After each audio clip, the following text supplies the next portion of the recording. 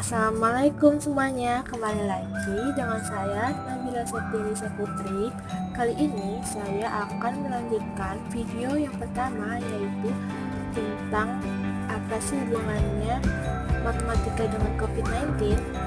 Nah, di video kedua aku ini ingin menjelaskan betapa pentingnya menerapkan physical distancing. Penasaran? Yuk simak videonya. Pertama-tama aku mau memberitahu dulu nih dampak negatif dan dampak positifnya selama aku belajar di rumah aja. Dan setelah saya menjelaskan semuanya, nanti saya akan menjelaskan ke kalian berdasarkan karya ilmiah. Yuk langsung aja. Nah, aku kasih tahu dampak negatifnya terlebih dahulu ya. Dampak yang pertama, tugas menumpuk. Ya, pasti kalian sudah tahu, selama belajar online, dosen-dosen atau guru-guru akan memberikan tugas yang sangat banyak, sehingga tugas sangat menumpuk atau sangat banyak. Dampak yang kedua, sulit untuk memahami materi. Mengapa? Ya, karena kita kan sekarang belajar online dan pastinya menggunakan aplikasi yang sangat bergantung pada sinyal. Dan jika sinyalnya tidak mendukung, pastinya dosen atau guru-guru kita yang sedang menjelaskan materi pasti terputus-putus sehingga materi yang disampaikan kurang dimengerti. Dampak yang ketiga, sangat sulit diskusi pada saat diberi tugas kelompok. Karena pada saat pemerintah menurunkan peraturan untuk belajar di rumah saja, saya sangat sulit untuk berdiskusi karena hanya lewat handphone atau chattingan saja. Jadi pada saat berdiskusi itu sangat tidak efektif karena hanya lewat chattingan ataupun telepon-teleponan. Jadi lebih baik bertemu langsung dengan teman-teman kelompoknya. Nah, bukan hanya dampak negatifnya aja nih, ada dampak positifnya selama belajar di rumah aja. Dampak yang pertama, kita bisa menekan penyebaran COVID-19.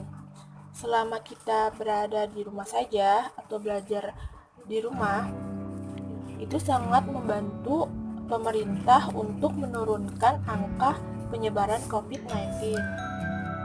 Yang kedua, kita bisa melakukan hobi yang kita sukai seperti belajar masak, belajar main alat musik, melukis, dan lain-lain. Nah, sebelum saya menjelaskan, saya ingin memberitahu ke kalian bahwa yang saya jelaskan berasal dari karya ilmiah yang berjudul Physical Distancing, Interpretation and Incidence of Coronavirus Disease 219 Natural Experiment in 149 Countries yang disusun oleh Nazrul Islam, Stephen J. Sharp, dan kawan-kawannya. Karya ilmiah tersebut mempunyai fungsi bisa untuk mengidentifikasi antara physical distancing dengan pandemi coronavirus yang meluas secara global dan sudah dirancang eksperimen yang alami. Lalu untuk partisipan yang mengikuti terdapat pada 149 negara yang menggunakan cara physical distancing, yaitu ada penutupan sekolah, penutupan tempat kerja, penutupan pengumpulan massa, penutupan transportasi umum, dan lockdown yang dilakukan dari tanggal 1 Januari sampai 30 Mei 2020 yang dapat menghasilkan bisa kita lihat dari nilai IRR COVID-19. Nah, apa itu IRR? Yaitu rasio tingkat kejadian sebelum dan sesudah penerapan physical distancing. Nah, di sini saya akan menjelaskan gambar dari karya ilmiah. Kalian bisa lihat di sini terdapat tabel dengan adanya titik-titik yang berwarna, yang dimana titik-titik tersebut menandakan bahwa di suatu negara menerapkan protokol physical distancing. Di bawah tabel terdapat penjelasannya nih. Apa saja sih? Yaitu titik pertama atau S1 yang artinya itu penutupan sekolah. Titik kedua atau S2 yaitu penutupan tempat kerja. Titik ketiga atau S3 yaitu penutupan pengumpulan massa seperti konser, tempat wisata, bioskop, kafe, dan sebagainya. Titik keempat atau S4 yaitu penutupan transportasi.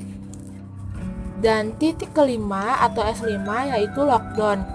Bagi di negara tersebut terdapat titik-titik yang berarti di negara tersebut menerapkan protokol physical distancing.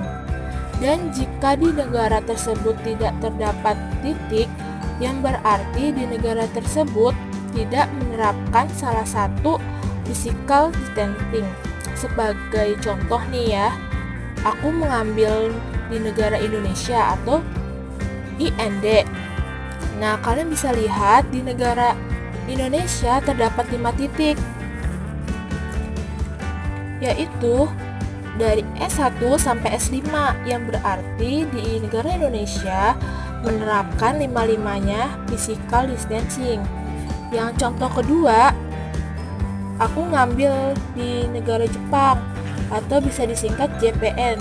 Terdapat satu kota kan yang bolong yang tidak ada titiknya. Nah, itu tuh bisa kita artikan bahwa di negara Jepang tidak menerapkan S4. Apa sih S4? S4 itu penutupan transportasi umum, berarti di negara Jepang masih berlaku untuk kendaraan umum. Pesan gambar berikutnya bisa kita lihat tidak semua di negara menerapkan 5-5-nya kebijakan physical distancing. Kita lihat di sini ada yang menerapkan 5, 4, 3. Nah, tapi bagi yang negaranya menerapkan 4, kebijakan memiliki nilai IRR 0,87, sedikit lebih besar daripada di negara yang menerapkan 5 kebijakan physical distancing. Dan lihat kan, ada negara yang tidak menerapkan S3, yaitu penutupan pengumpulan massa seperti konser, bioskop, dan tempat-tempat wisata. Nilai IR-nya 0,91, lebih tinggi daripada negara yang menerapkan S3.